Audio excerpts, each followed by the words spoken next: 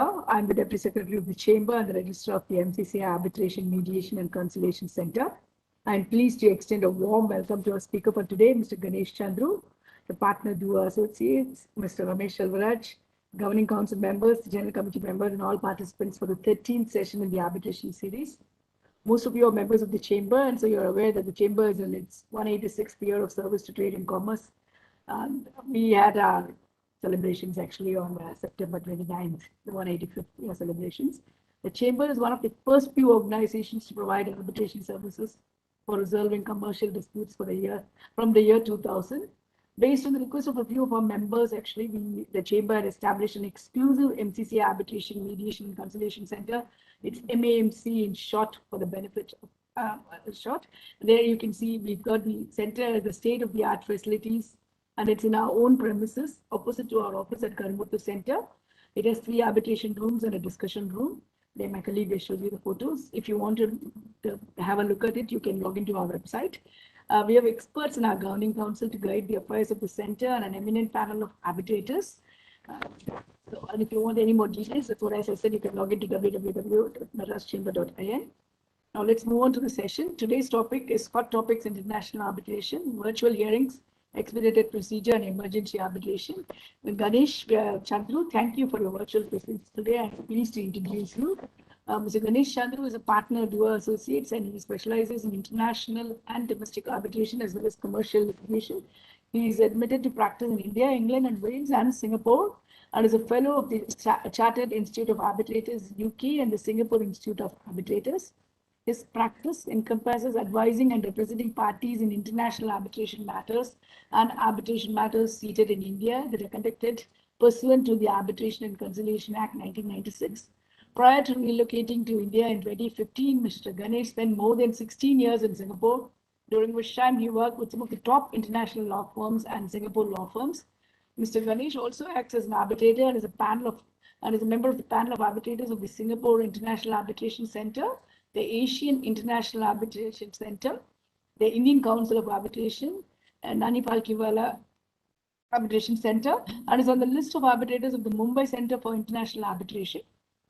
He was an elected member of the Council of the Singapore Institute of Arbitrators from 2010 to 2014 and chaired some of its key committees. He is an active member of the International Bar Association and is on the IBA India Working Group. He's been recognized in the Global Arbitration Review 100 as a significant name and has been listed as one of the future leaders by Who's Who Legal and the Global Arbitration Review London in the 2017 and 2018 editions of Arbitration Future Leaders.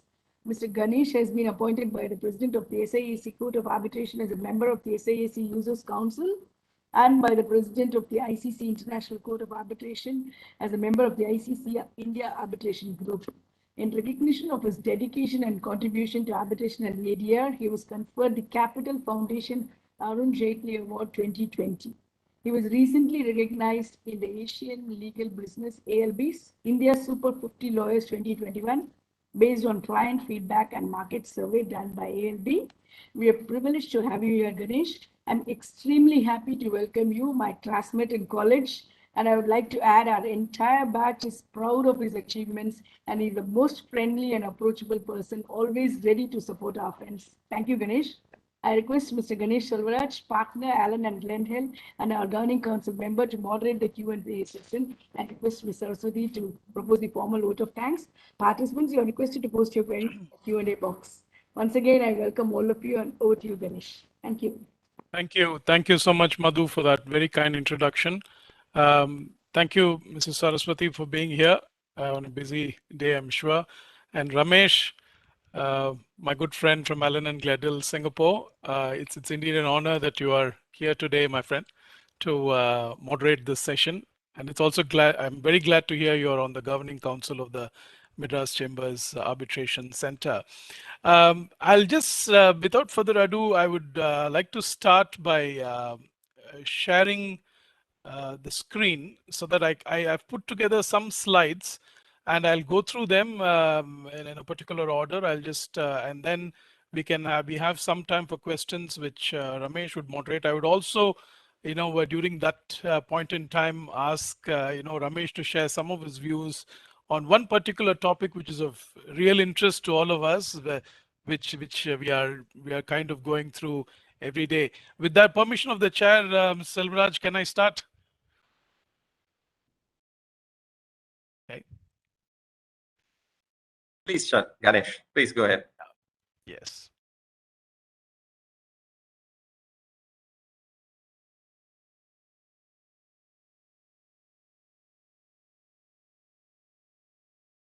Yeah. You can see my screen, Ramesh? I can. Okay. Clearly. Yeah. So, hot topics in international arbitration. Why did we choose this as hot topics? Hopefully, we thought more people will register in spite of the IPL going on. So we wanted to make it a little attractive. But these are topics which are very current, at least virtual hearings. This is the way we are doing hearings today because of the current situation in which the whole world is in. And I'll also be touching on expedited procedure, and I'll be dealing with emergency arbitrator, which is a recent kind of a concept which is just developed in the last decade, and it's very popular with Indian parties as well. So these are the three aspects I'll be covering. First, about virtual hearing. When we talk about virtual hearing, it's also, sometimes we say remote hearings. Essentially, what it means that you're not meeting in person and you're, doing the hearings online. But before we move into virtual hearing proper, online dispute resolution, as we used to call it earlier, ODR, has been in vogue for many years. In fact, the World Intellectual Property Organization started it many years ago, almost I think 22 years back. I think in 98, 99 they came up with this online dispute resolution process, and one of the first dispute resolution methods which used this was something called the UDRP, which was for the domain name dispute resolution. So when the domain names were developed, there's ICANN, which is Internet Corporation for Assigned Names and Numbers.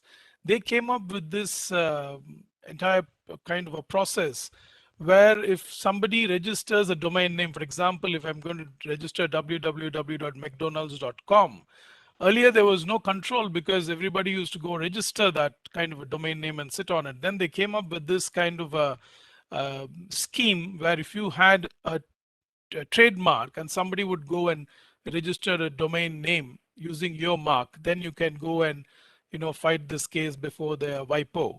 If it is a top level domain name, which is .com, .org, and now you have so many other top level domains. And if it's a country code domain, many countries had their own dispute resolution mechanisms for this as well. So pre-COVID, we did have online dispute resolution. But that said, most of those ODR processes did not involve a very huge cross-examination of witnesses. It did not, have lengthy arguments. It was more used for those sectors or industries where it was easier to do a documents-only arbitration, or where you didn't have really lengthy testimony of witnesses. So that was what pre-COVID ODR was. But post-COVID, we are just about a year and a half into it, at least in India. And I think what ODR here has helped us is the technology, how technology has helped arbitration. It is we have reinvented the wheel. In India, we never thought virtual hearings will take off with courts, for example. Of course, we are now talking about for arbitration, but even courts, all the courts in India, right from the Supreme Court up to the lowest court, during this period have been conducting virtual hearings in a fairly successful manner, I should say, considering the size of the country and the technology and the bandwidth which different states could have, or different sect of people, depending upon the cities or the smaller tier 2 cities they may live in. It has been a success, and perhaps I would start saying that part of this is also going to be the future even after this pandemic is over. I think virtual hearing is here to stay, whether it'll stay on for the whole process or for parts of it, but definitely it's here to stay. And I will now move on to some of the rules, guidelines, and protocols which have come into place, which has helped this whole process of remote hearing or virtual hearing, or as we may call it. The International Bar Association, friends, as you know, is the association of lawyers worldwide. It's the largest bar association in the world, consisting of members from all the countries. It has something called Rules on Taking of Evidence in International Arbitration. The latest version of it was in 2020. It has certain provisions relating to remote hearing, which has just been introduced last year. ICC, International Chamber of Commerce, a leading arbitral institution, the International Court of Arbitration, they have come up with a guidance notes on possible measures aimed at mitigating effects of the COVID-19 pandemic. Chartered Institute of Arbitrators has also come up with a guidance note on remote dispute resolution process. SIAC, or the Singapore International Arbitration Center, also has come up with a guide for remote hearings. The SOLV protocol deals with video conferencing in international arbitration. Then you have a Vienna protocol, which has come up with a checklist for remote hearings. And in India, we have something called the Indian Arbitration Forum, which consists of lawyers interested in arbitration. We've also come up with a protocol on virtual hearing for arbitration. But what I have done here is I've chosen only the IBA because it applies across countries. And I've taken one of these guidelines because there is a lot of mix and match, and most of the guidelines in effect provide the same thing. So I've taken the Vienna protocol because I think it was perhaps one of the earliest. It was published in June last year. That checklist I've used for purpose of this presentation. In IBA guidelines, the rules on taking of evidence, remote hearing has been defined as a hearing conducted. Please look at this definition carefully. For the entire hearing or parts. So it's not that the entire hearing has to be remote. You could use it for parts of the hearing as well, or only with respect to certain participants.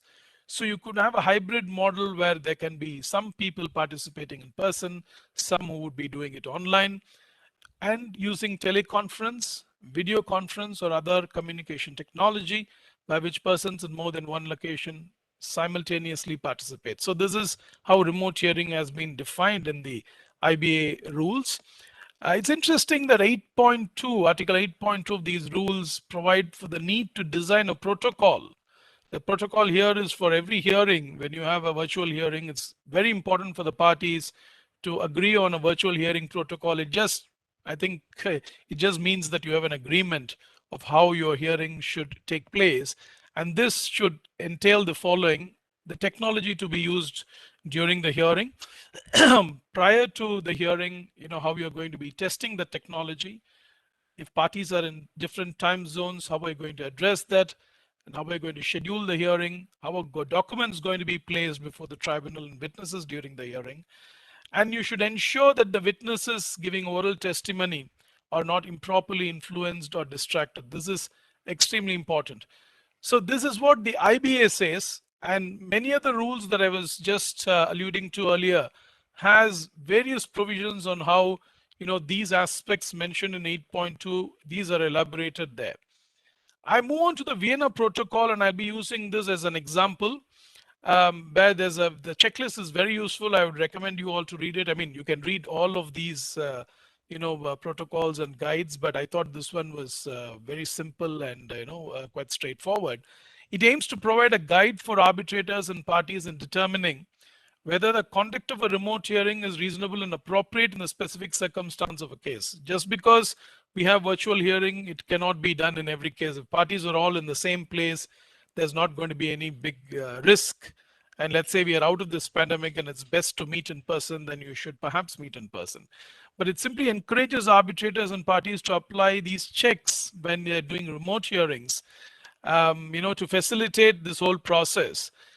The first important thing in remote hearing, like now we are using WebEx for this conference. So the platform for remote hearing is extremely important. There are several platforms that are there, like Zoom, GoToMeeting, Teams, WebEx, and so on. Each has different features. There's internet bandwidth they require for their stable connection. So what do you look out? What do you need to look out when you choose a platform? These are the considerations you need to have in mind.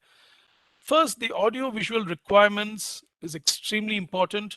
For example, when you have a choose a platform.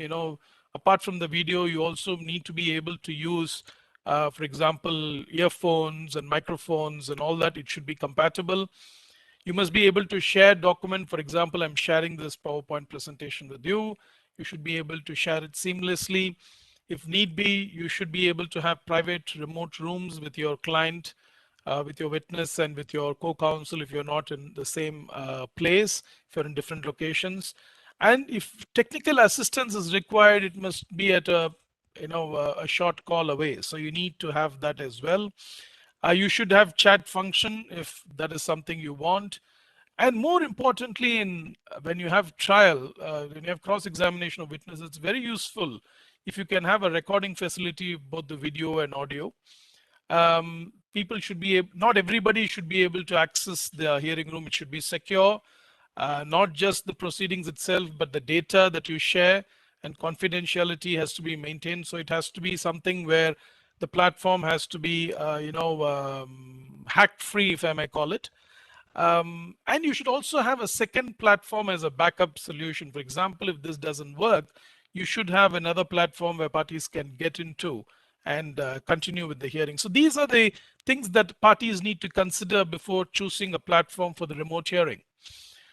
Before you have a remote hearing, it's very important for the parties and the tribunal to have a pre-hearing organizational conference where the following need to be discussed and finalized. How are you going to, location in the sense, if let's say the arbitration is seated in Chennai and you have parties from London and Singapore, then you need to choose a particular time which is suitable for everybody, not some midnight, which can be difficult for someone. So what location here means is, though the location, the seat is in Chennai or perhaps Delhi or Mumbai in India, we are in the time zone. But let's say you're dealing with a party from California, which is a different time zone than New York. You need to consider all that if you have parties from there. Next, very important, you need to also discuss if you're going to have transcription services, if you're going to have interpreters, where, if the language of arbitration, let's say, is English and you have a Chinese party, and you need to have an interpreter, then you need to plan that in advance. This, of course, you do in a regular hearing as well, but it's more important to do it in a virtual hearing because you need to plan how you're going to go about doing that. Hearing etiquette is very important. There can be, where the tribunal needs to say one person to speak at a time and how the thing will flow. The other aspects are all very similar to what I said earlier, how you're going to present documents, how witnesses are going to be examined, confidentiality, data security, recording. List of attendees, this is extremely important. You should share the list of attendees in advance so that you know who are the participants in the virtual hearing. And you're also going to be, it's very important for the tribunal and for the parties to agree how the costs are going to be shared, because not all doing a virtual hearing or organizing transcription, and let's say somebody who's going to manage the documents for you is not going to be cheap. It comes with a price. So you need to agree on who's going to be bearing this cost. And you'll have to come up in this meeting with a hearing agenda as to what time you'll start, what will happen first. For example, you'll have an opening, then you have a cross-examination, then you have legal arguments, and so on and so forth. This remote hearing protocol, as I was telling, what the IBA guidelines, the rules say, all this which we are going to be discussing should be put in a kind of an agreement. This is what the protocol will contain, and parties will usually sign this and they'll be bound by this remote hearing protocol, or they can agree by way of an email. And more importantly, before you start, it's good to have a test run to just see if the platform works, the software and hardware are okay, and the quality of the remote hearing is good enough. In the hearing proper, when you get to the remote hearing, you should ensure the presence of all authorized persons at the commencement of hearing. Once everybody is in, the administrator of the hearing should not let anybody in. Essentially, in colloquial terms, we have said here is lock the remote hearing room.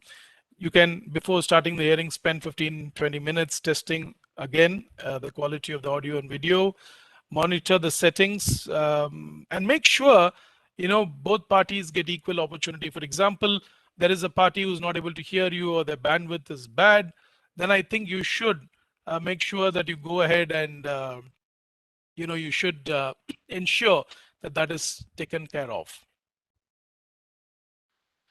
Witness examination is extremely important, in virtual hearing. Excuse me for a minute.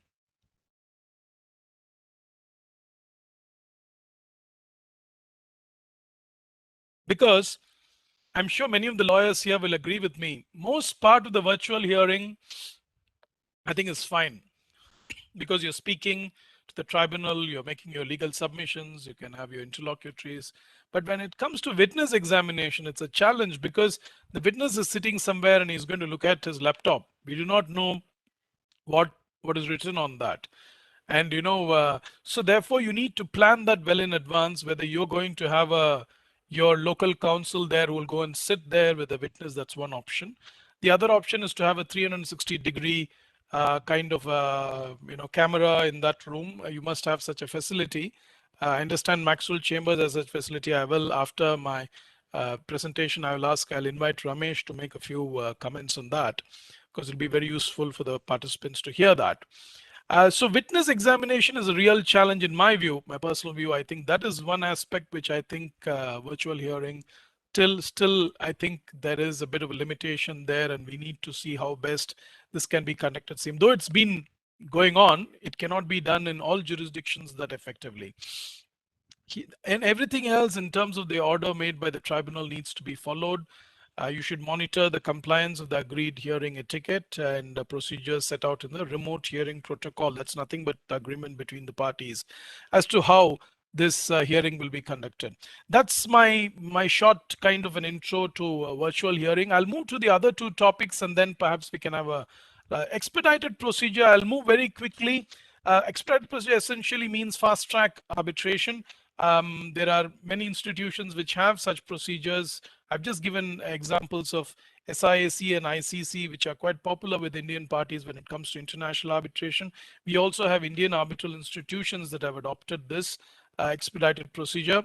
In SIAC, for example, if the amount of dispute does not exceed 6 million, or if the parties agree, or in case of exceptional urgency, an application can be made for the arbitration to be conducted under the expedited procedure. So you file this application with the registrar of SIAC, and when you file that, you should send it obviously to the other party and tell the registrar that you have served it on the other side. 6 million Singapore dollars is about 30 crores in Indian rupees. Then what happens once this application is placed before the president of the SIAC Court of Arbitration? This court is a private court that's got nothing to do with the public court. Court of Arbitration essentially is a group of practitioners who, it's a kind of a committee that oversees some of the aspects under the rules of SIAC. Similarly, you have the LCIA London court as well as a court, and the ICC court also has a court. These are all private committees, not the public court. So please don't get confused as it's a public court. It's all private setting. So the president of this court takes the decision as to whether the application should be allowed or not. If it is allowed, then typically a sole arbitrator is appointed, unless of course the president decides a 3-member tribunal would be better. And it's usually a documents only arbitration, unless of course hearing is really required. It will be documents only in most cases. Award should be made within 6 months unless the registrar extends the time. And the tribunal may state the reasons, in a very summary form. All parties can agree that no reasons need be given for this when the award is made. Once this is conducted in accordance with this procedure, whatever you've agreed in your agreement is overridden by the rule itself. But one interesting provision is sometimes you apply for an expedited procedure, but then once the arbitration commences, then you realize that perhaps this is not something which should go for expedited procedure. And in that case, the tribunal in consultation with the registrar can convert this to a normal arbitration and continue as a tribunal in that case as well. So this is an interesting provision in SIAC rules. For example, I've seen some institutions which do not have this. Once you accept expedited procedure, you get stuck with it unless the timeline is extended from time to time. Okay, ICC rules very similar. I'm not going to go into this in detail. I'm dealing with the 2017 rules, but the 2021 rules have also come out. It's very similar. This automatically applies for any dispute which is not more than $2 million unless parties opt out of it. So you'll have to opt out of it if you do not want it to apply. So it's an automatic application pegged to a pecuniary value. So sole arbitrator is appointed, case management conference within 15 days. Within 6 months, you make an award, and you can conduct the hearings through video conference, telephone, or similar means of communication.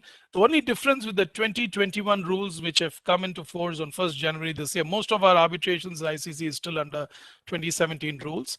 But the 1st January 2021, the difference is if it is the arbitration agreement was concluded between 1st March 2017 and 31st of December 2020, that is before 1st January this year, then the limit is 2 million. If the agreement is concluded on or after 1st January of this year, then it would be 3 million. So I guess for all the new agreements that are concluded this year, the 3 million kind of limit would apply, but most of the cases now for expedited procedure and ICC, which is automatic application unless you opt out, is $2 million. So under the LCIA, the London Court of International Arbitration, you don't have an expedited procedure, but they have something called an expedited formation of an arbitral tribunal. So in case of urgency, parties can apply for this and the LCIA can consider it. Coming home in India, we have in the 2015 amendments amended our Arbitration Act and included Section 29B, which is included a fast track procedure. Here again, it can be a documents only arbitration. Technical formalities can be dispensed with. Award shall be made within 6 months. And for any extension of time for this award, the procedure in 29A of the Act will apply. If you remember, 29A is the provision which is for normal arbitrations, where an arbitral award has to be made within 12 months after the pleadings are closed. Beyond that, parties can agree for 6 months. So here as well, once the 6 months is over, parties can agree for a 6-month extension. And if they want a further extension, they'll have to go to court. I move on to the next topic of emergency arbitrator. So we have seen virtual hearing, which is essentially technology used for hearing, for exchanging documents in a secure way, for examination of witnesses.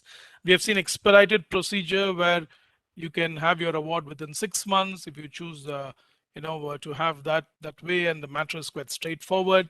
Emergency arbitrator is something which has become famous in this part of the world in the last 10 years, but it has been there in vogue, for example, in the American Arbitration Association's international arm, the International Center for Dispute Resolution, ICDR, which included it first.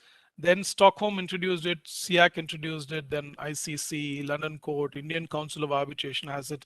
The Mumbai Center also has these emergency arbitrator provisions. What is this emergency arbitrator provision? Before that, I'll also have to just by way of background, let you know that in the Law Commission report, which culminated in the amendments in 2015, it was recommended that the definition of arbitral tribunal include the concept of emergency arbitrator as well, when arbitral institutions rules provide for it and you choose such an institution. However, the amendment in 2015 did not adopt this recommendation. After this, the high-level committee chaired by Justice Sri Krishna, which submitted a report in July 2017, also recommended this once again, that you should consider, so that you can recognize and enforce the orders or awards of emergency arbitrator. But for some reason, the 2019 amendment also did not take into account the said recommendation. This is the position insofar as the Arbitration Conciliation Act in India is concerned. But it's very interesting that there is a recent case which I'll be talking about in a short while, which has kind of helped the situation, how to get over this in a certain way, at least for India seated arbitration. Okay, I'm just going to take SIAC as an example for purpose of emergency arbitrator, because it's been very popular with Indian parties. Typically, when you want to apply for an emergency arbitrator, you can do so under the rules in Singapore Arbitration Center, which is the 2016 edition. And if the president of SIAC determines that there is indeed an emergency and you need an emergency interim relief, he or she shall appoint, because now we should say she, because we've got a new president, Ulusi, Reid, who's taken over from Gary Bond, shall seek to appoint an emergency arbitrator within 1 day. Earlier, it used to be 1 business day.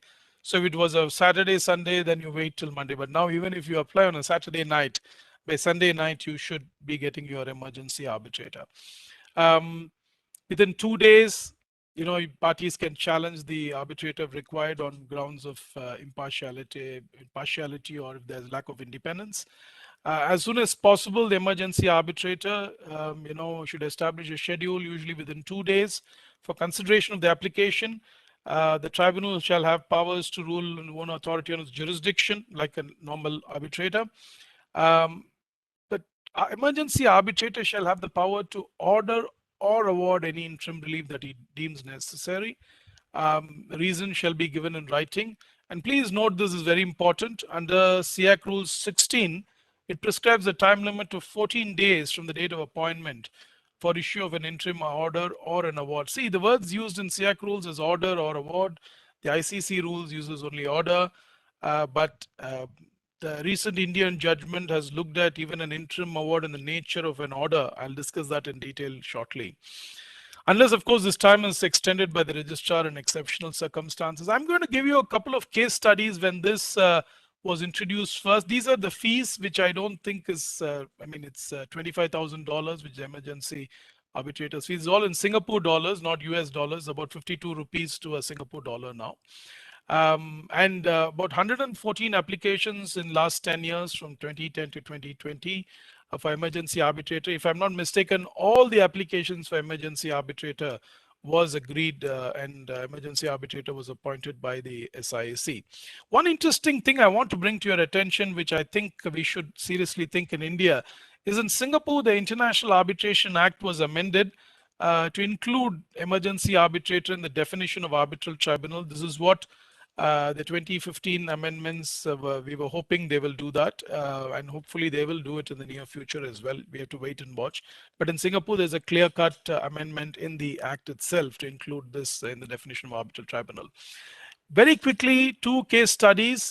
This was from the 2010 edition of the Emergency Arbitrator Rules, largely similar to the to the current rules as well as the 2013 edition. The first ever emergency arbitrator case was between 2 Indian parties, where the claimant sought emergency relief by way of an injunction to restrain the respondent from invoking a bank guarantee. SIAC received the application on a weekday at about 9:30 p.m. Singapore time. By 11:30 a.m. the following day, the emergency arbitrator was appointed. Within a day of his appointment, he established a schedule and heard the application. The parties made written submissions, and a telephone conference was where there was hearing was conducted over telephone conference, and an interim order was issued a day thereafter. Earlier, they didn't have this 14-day time limit, but it was done very quickly. But now they specifically have a 14-day time limit within which the EA has to make his award and interim award or a order.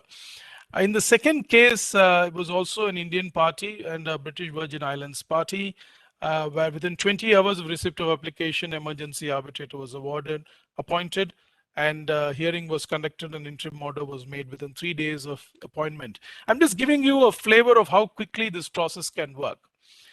Then from the time SIAC introduced this EA rule in 2010, many of the requests for emergency arbitrator have involved Indian parties. Why is it that Indian parties are going for this in a big way? It's because there's a tendency of parties here to make urgent interim relief application before Indian courts. Before the Act was amended, when you start an arbitration, immediately you go and file a Section 9 application for interim measures from court, and that's just a given. You just go and get some order. And also, courts in India there have been endorsement by the judiciary of SIAC emergency arbitrator provisions.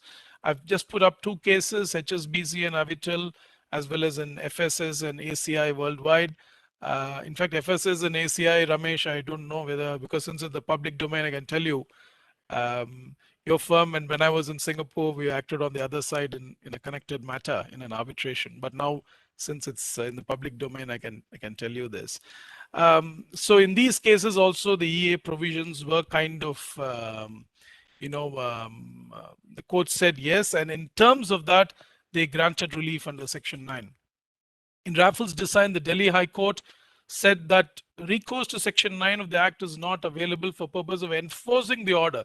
So the challenge is, once an emergency arbitrator makes an order or award, how do you enforce it back in India, if it's a foreign seated arbitration? So you typically bring that order and again file a Section 9 before the court and get an order in terms of the emergency arbitrator order. That's how it's been happening till recently, when there's been an interesting judgment, which I'll just talk to you about.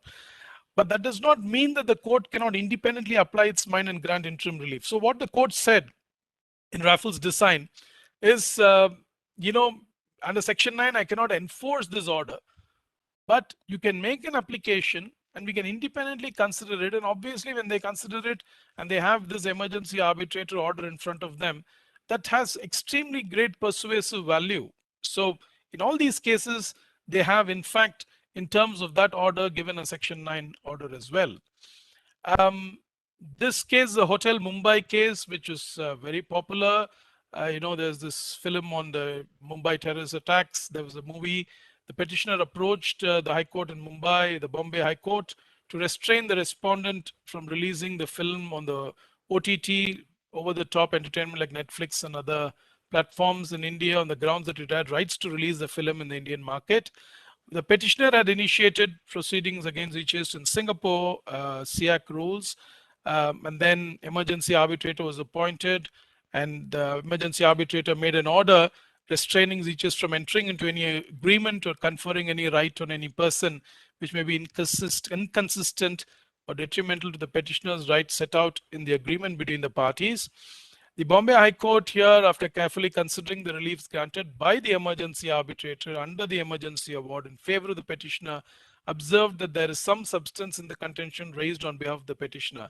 So to cut the long story short, what happened was the court granted an ad interim protection to the petitioner till the case was next called upon, and the Hotel Mumbai Private Limited was restrained from entering into any agreement or creating any third-party rights in relation to this film Hotel Mumbai, at least for the SIAC territories for which there was this agreement.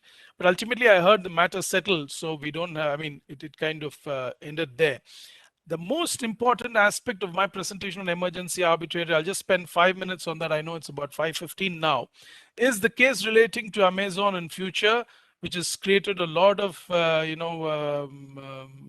would say, news, both in the legal and in the general media. Just a brief about the case. Reliance Retail Ventures Limited announced that it had entered into a deal for the acquisition of the business of Future Retail for approximately 24,000 crores. Amazon approached SIAC over its dispute with Future Coupons, which is one of the holding companies of the Future Group, where Amazon had invested a huge sum of money, again 1,400 crores. The agreement between the parties actually had a provision where Future was not supposed to go and have an agreement with Reliance, and it did that. That was the dispute actually. So Amazon alleged that the transaction was violative of this agreement, shareholders agreement entered into with the promoters of the Future Group, and it cited breach of terms due to sale of retail assets to the probable sale of retail assets to Reliance. Then Amazon requested for an emergency arbitrator hearing where it sought interim stay on the merger so that Future Reliance deal doesn't close formally while the matter is at the stage of international arbitration. In October, it should be October 2020. There's a mistake there. It's not October 2021. The emergency arbitrator, after hearing the parties, granted interim stay on the deal. The Delhi High Court upheld, in March of this year. So this was October. Let me just correct it right away. Otherwise, it's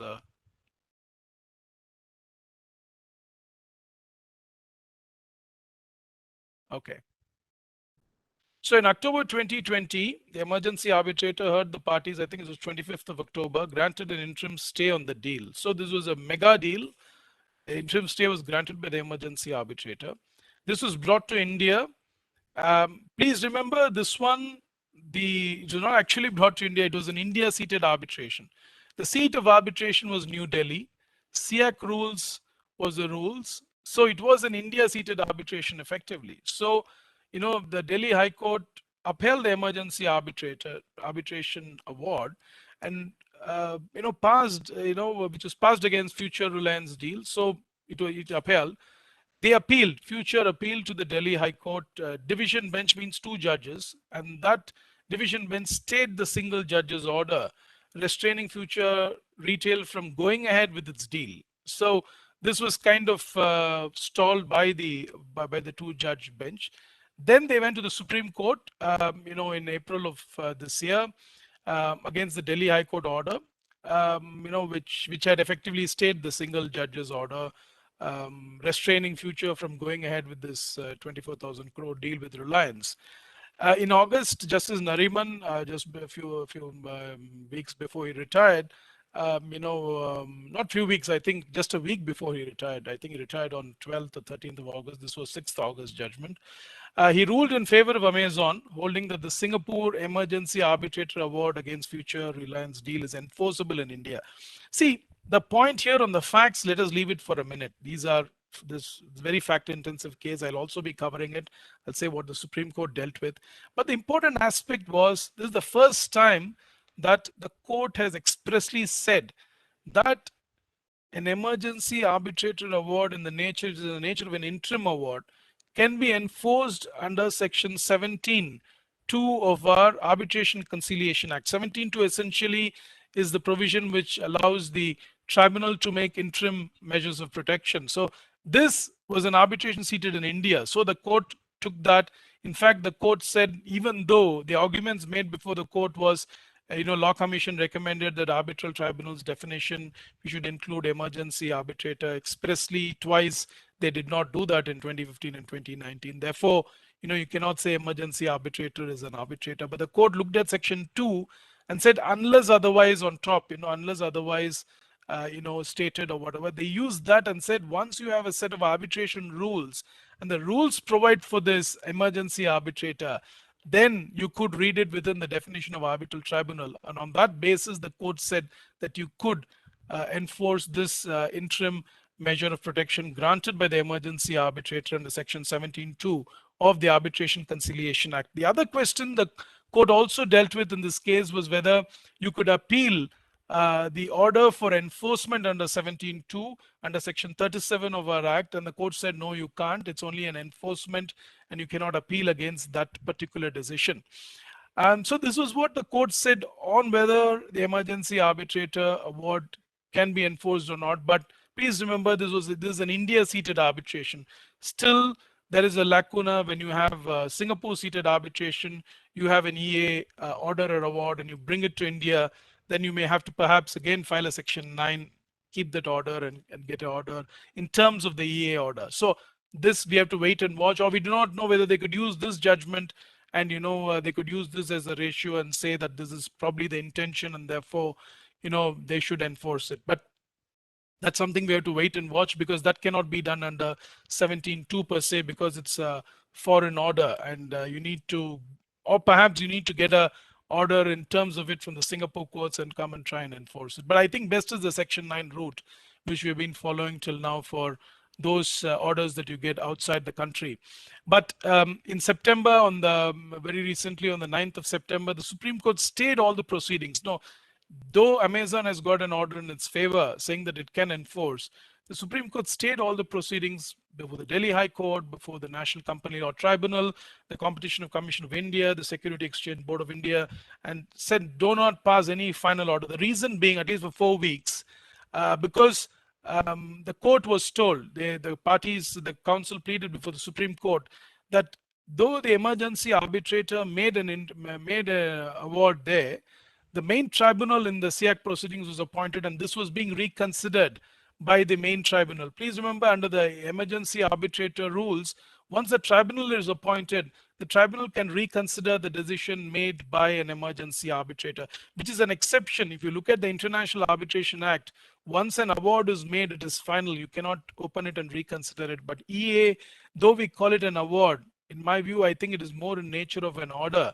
And that's why 17(2) has been applied, because that applies to orders in India, rather than enforcing an award which is under a different provision. That you come under the New York Convention if it is a foreign award, but people don't do that. They come under Section 9 and file an application here. So these are certain anomalies which we'll have to take into account. Since the court was said that the main tribunal proper is considering this, if you go and enforce it now and there is an adverse order, then it'd be a problem. So the courts are now waiting to see what the main tribunal in the SIAC proceedings would do.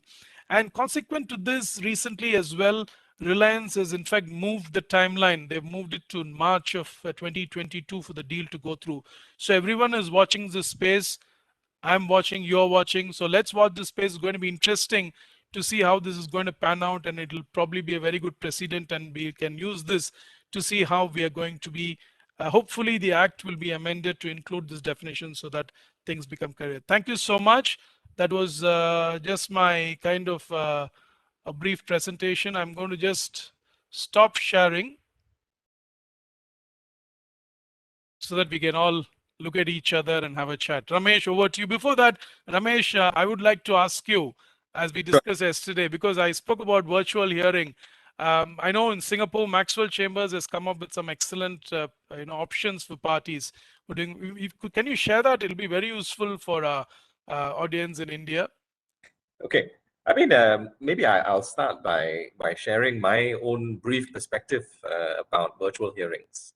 I think, Ganesh, you'll agree that virtual remote hearings is not new to arbitration hearings. We've had the opportunity to do at least parts of an arbitration hearing remotely for the longest time. We've had witnesses outside of the venue of the arbitration, for instance, and we've been able to do video conferencing insofar as the evidence taking of those witnesses are concerned.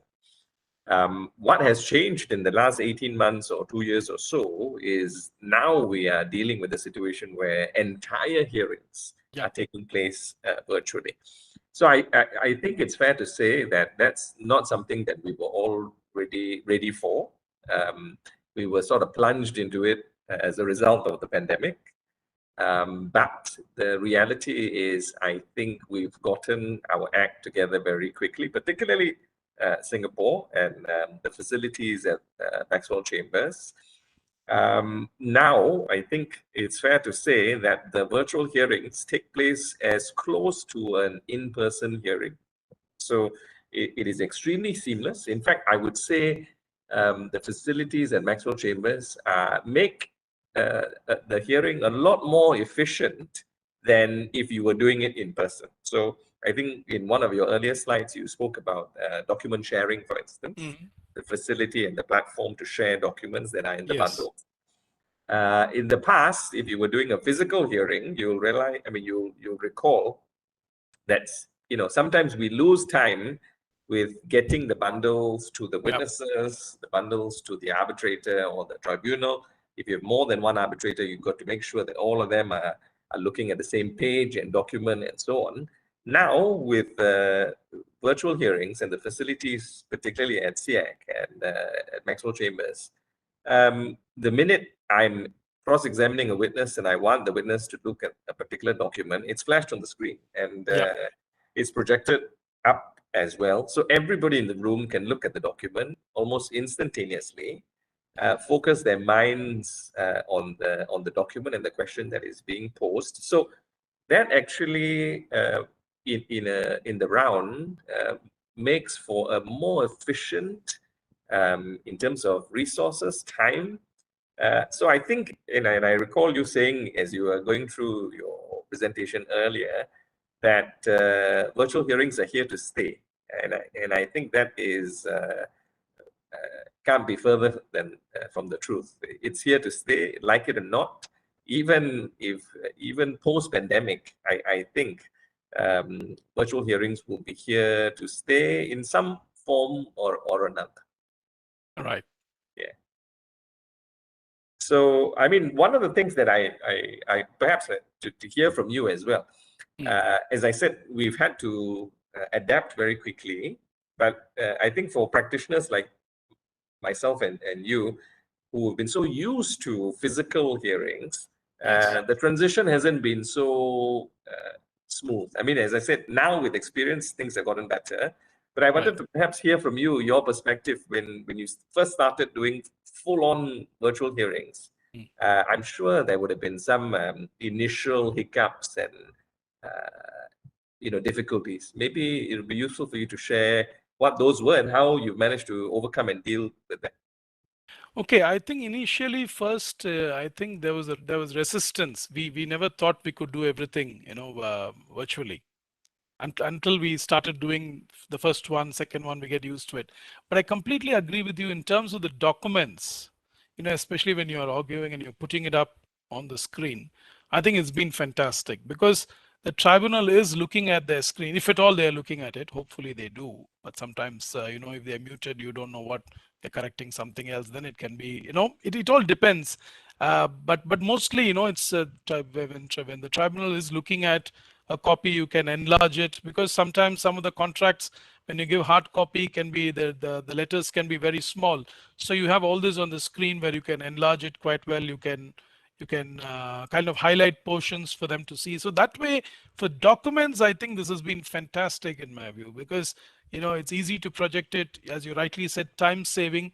In fact, I'll just give you an example. We had an arbitration. It was under the ICC rules.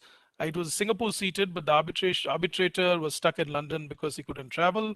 The counsel both were from Asia, and we were using transcribers from Singapore. Epic was doing the transcription, as well as one of them managed the documents. So we had to just give them the document bundle in an electronic form, searchable form, and you go to the page, and then they did such an efficient job. We just need to tell them this page number, and within a few seconds it was up on the screen. So it was seamless. And for us, it was, to be honest with you, it was really new experience, because when you do typical Indian even virtual hearings, what happens is, even though you show it on the screen, some of the arbitrators prefer to look at their hard copy and they mark it, because it's easier for them when they write the award. Because if they don't do that, they look at it and then they are into so many hearings and they may not recall or remember what they have done. I mean, some are very tech savvy, they mark it and save the copy and all that, but not many are like that. So I think it's been a mixed reaction. So initially for us also, we never thought we could do a whole hearing, full-fledged virtually, but we have done a couple of them, and both, especially this way, where entire thing is done virtually. But many of the virtual hearings where we've done, the arbitrators, I would say, though we put it on the screen, they tend to mark it on the hard copy, especially when you have senior arbitrators from India, and even for us, Ramesh, when we are used to hard, still for me, parts of the thing I have to correct on the hard copy. I mean, I prefer doing that than marking up on a soft copies, because we started off like that. But I think it's also the generation. I think one good thing which younger lawyers may have an advantage, those lawyers who are very tech savvy, for example, they may be in great demand now, for litigation practices or arbitration practices. If they can quickly move things and they say they're fantastic, for which they're being scolded from the beginning, why are you doing video games or doing technology, which is what will come to use now, I suppose. Actually, there's one thing I would say. You're absolutely right that in this current age, being tech savvy is a huge plus point. Yeah.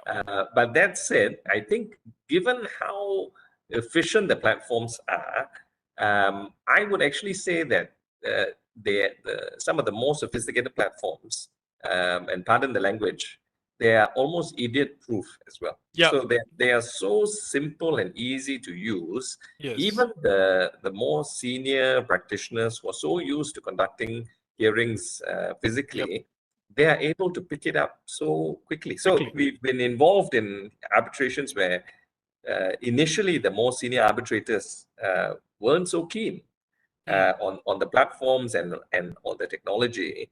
But by the end of the hearing, they were lapping it up, and even the annotations on the documents and so on. Right. As you said, some of them are still initially were preferred to annotate on the documents, the hard copy documents. But after a while, they realized they could actually annotate on the screen, highlight with comments, and save that in electronic form. You could see that they were able to pick it up very quickly as well. That's amazing. That's amazing. That's the beauty of this, if you ask me. In fact, the response I've got from some of the arbitrators in India, Ramesh, you know, many of the arbitrators in India are retired senior judges who are fantastic. I mean, I'm amazing that they picked up this technology so well. And initially there was a lot of resistance because of this thing but now for them, you know, it cuts down travel time big time, because in India, you know, from one place to the other, you go to a venue, you know, half a day is gone, and you know, you can do only one hearing a day, but now they're able to do 3 hearings a day. So it's much more efficient, and they're sitting at home completely safe. You're not exposed in the current pandemic situation. So I think they all kind of like it, but they also say that it's there's nothing like when you have you know, physical hearing. That's the, at the end of the day, feeling that many people you know, have come back The, with. the one constant complaint or issue that is raised with virtual hearings pertains to examination of witnesses, cross-examination of witnesses. Yes. I think you'll agree that it's not the same if you were doing it in person. Right. The ability to actually properly observe the demeanor of the witness, you know, to impose yourself on the witness as well. I mean, it's one thing to be seated across the witness and looking him in the eye and asking him the question. Yes. It's another thing to be sitting, you know, 1,000 miles away behind a screen. So that one, I must confess, I'm not a big fan of that, to be honest, and I've had some difficulty as well with cross-examining over a screen. Any thoughts on that, Ganesh, at your end? I think definitely. In fact, that's what I said. All other aspects of virtual hearing are it's as you rightly said, we've always been using it. You know, we've always used teleconference or video conference, preliminary hearings, for example. I mean, earlier people used to travel for a preliminary hearing, which in my view is really a waste of time and cost. You know, you could do that using technology. But all of that. But when it comes to cross-examination, I think definitely. I mean, if there's no choice, yes, of course, you'll have to do it remotely. But if it is possible, I would still prefer to be doing it. I mean, we are all coming from the adversarial system, common law world, but these kind of cross-examinations don't take place in many of the civil law countries. So we are used to that. I think it's only getting used to, and we are used to, I think these are driven by lawyers as well. So I suppose when you have the younger crop of lawyers who are very convenient doing this, then I think in due course, but I feel that even if once the pandemic is over, people will, even though we are tech savvy, for cross-examination, I think most people might prefer in-person hearings, which is a big difference, because that's very important if you take it seriously, because if cross-examination is there and it's all documents are going to prove the case, then you don't really need oral testimony. But if there are cases where it's extremely important, so that turns the table, you see. So I think it makes a very big difference if it's in person. But what to do? I mean, if we have to do it this way until situation improves, we'll have to do it. But that's where the challenge comes. So parties have to expressly agree, and legally, if one party disagrees, they can use this as an opportunity that they've not been given an opportunity to present their case properly. So that's why it's very important for the parties to have this protocol and agreement, and both parties kind of sign it or agree electronically. That's right. Yeah. The one other complaint that I've heard is, particularly when you have when you're dealing with a tribunal, which is 3 members, for instance. You know, I think the ability to have them all be present in one venue and confer amongst themselves, perhaps during the break when they've heard a line of cross-examination, or perhaps, you know, at the end of the day when parties rise, for them to get together and confer and take stock of the hearing for the you know, over the course of the day. There's been some complaint that you lose a bit of that in a virtual setting. Oh, yes. Yeah, especially when they are all in a different location.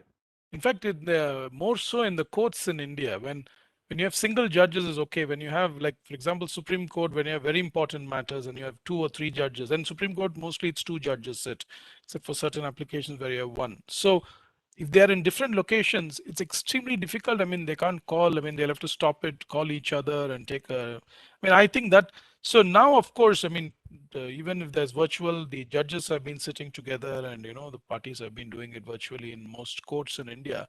All the more in arbitration, because when you have the whole idea of having a 3-member tribunal is to have 3 brains rather than 1.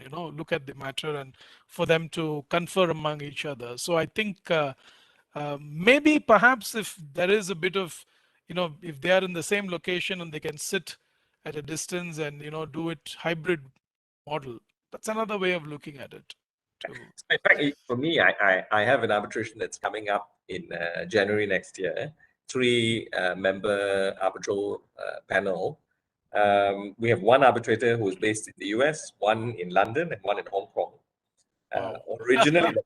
Originally, the plan was for all of them to be in Singapore for the hearings. So Okay.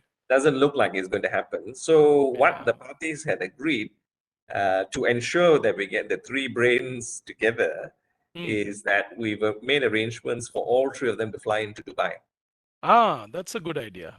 So they will all fly to Dubai. So they will all be at a venue together, right, doing the hearing virtually. So, I mean, the beauty of virtual hearings is there are all these various permutations. If parties cooperate, you can even achieve this as well. That's right. That's right. That's right. That's excellent. Great. Ganesh, I think we've just crossed the hour mark. I know we tried to keep to the 1-hour mark. Yes.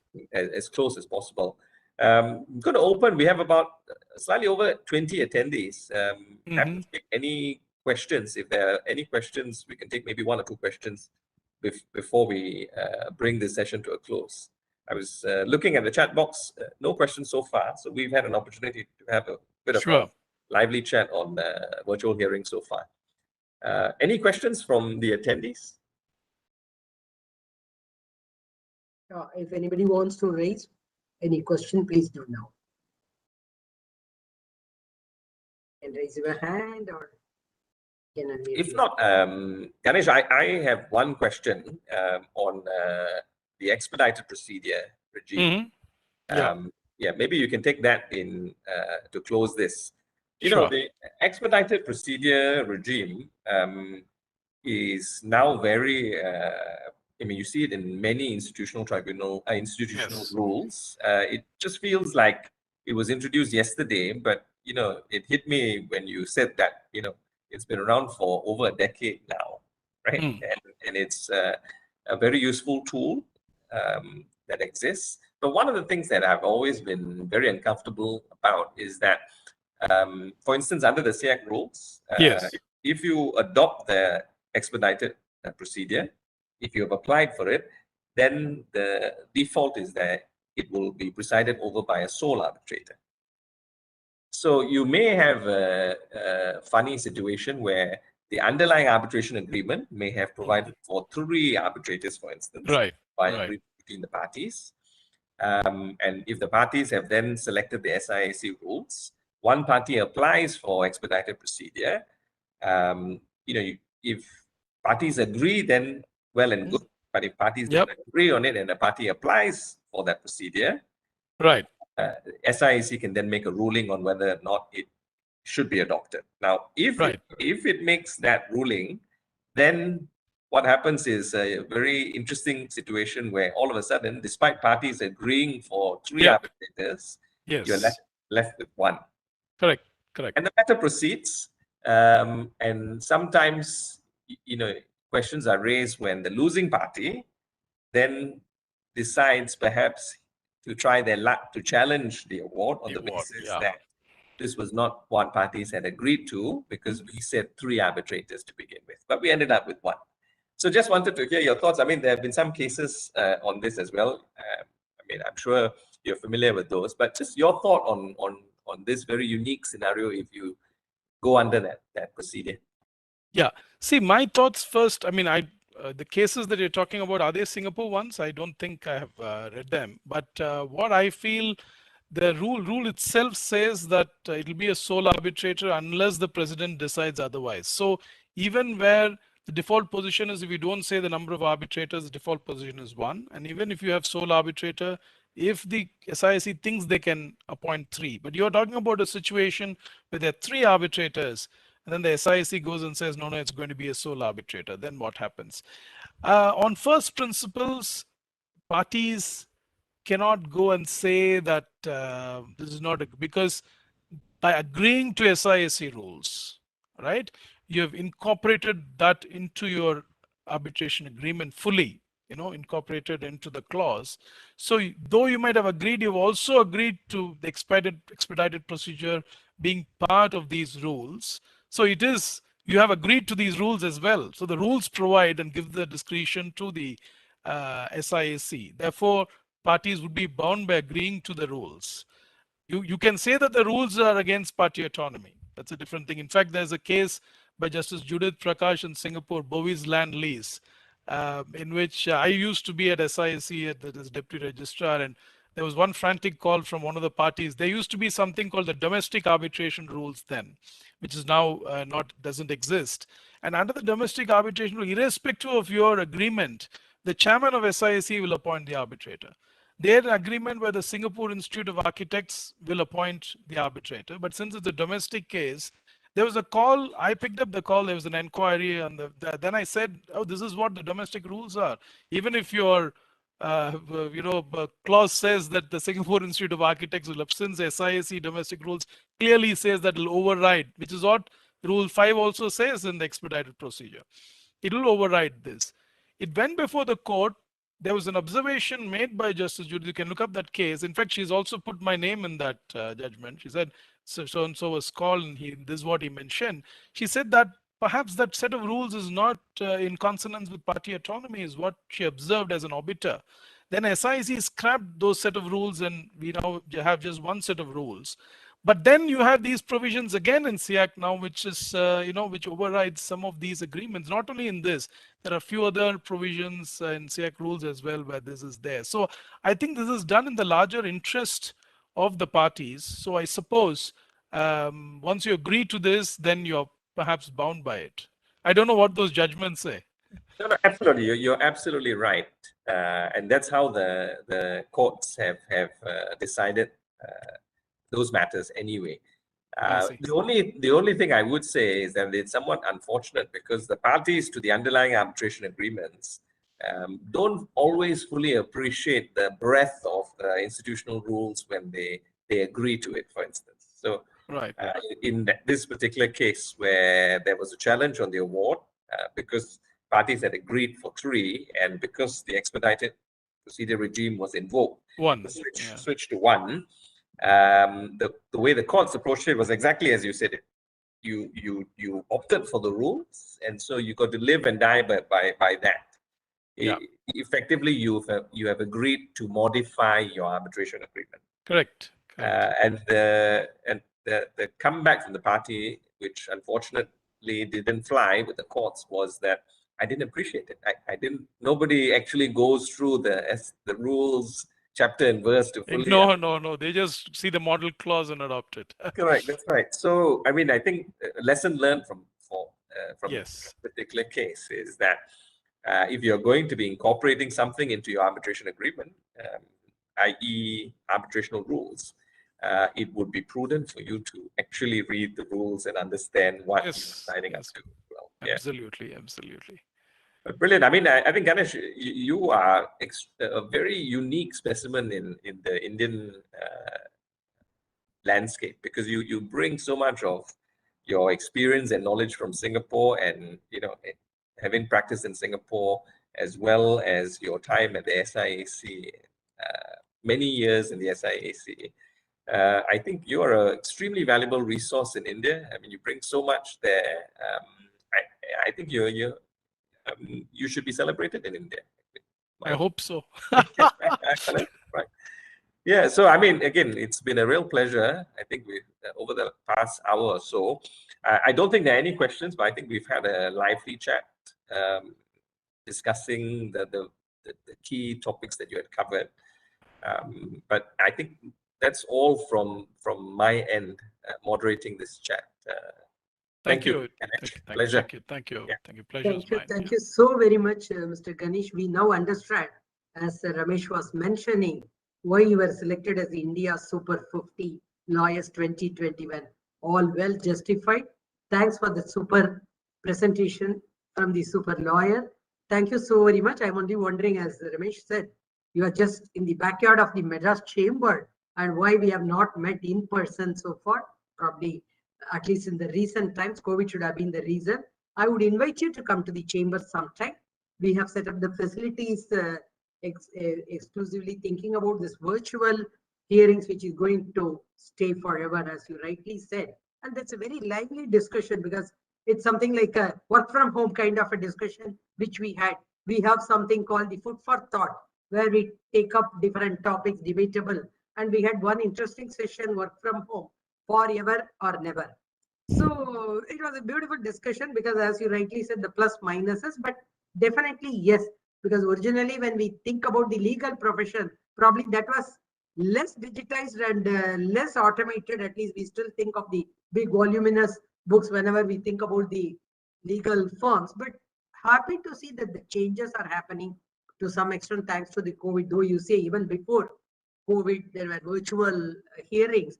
But definitely, yes, this has picked up a lot, though, as you say, maybe for some cross examinations and certain specific sensitive thing, it could still may have to go a long way. But again, as both of you pointed out, maybe as the generation roll out, things are definitely going to go more digitized and things like that. I mean, that is unavoidable, I guess. And thank you so much for your wonderful, very clear presentation. For non-lawyers like us, sometimes these topics go much above our heads. And very beautifully you talked about these concepts: virtual hearing, emergency arbitrator, and expedited procedure, and also cited the very complex case of Future Group and Amazon in such simple terms. So as Ramesh said, we would be happy to be in touch with you, hear more from you. And thanks a lot. A big thanks to you. And again, a very big thanks to Ramesh Selvaraj too, as part of our council, and for this beautiful sort of conversation. I wouldn't even say moderation. It's a wonderful conversation we had from two experts at one time. What more we can expect? Thank you so very much, Ramesh. And thanks a lot for all the governing council members who joined and the participants. So have a wonderful day. Have a safe day, all of you. We'll keep in touch. Thank you. Thank you so much. Thank you. Thank you, Ganesh. Yeah. Thanks, Madhu. I should thank Thank you. you, Madhu. Thank you, Thank Ms. you, Madhu. Saraswati. Thanks, So kind of Madhu, you. I think, for bringing your classmates here at last. Thank you. Thank you, Ganesh. Thanks, man. Thank you so much. Thanks Thank a lot. you. Bye.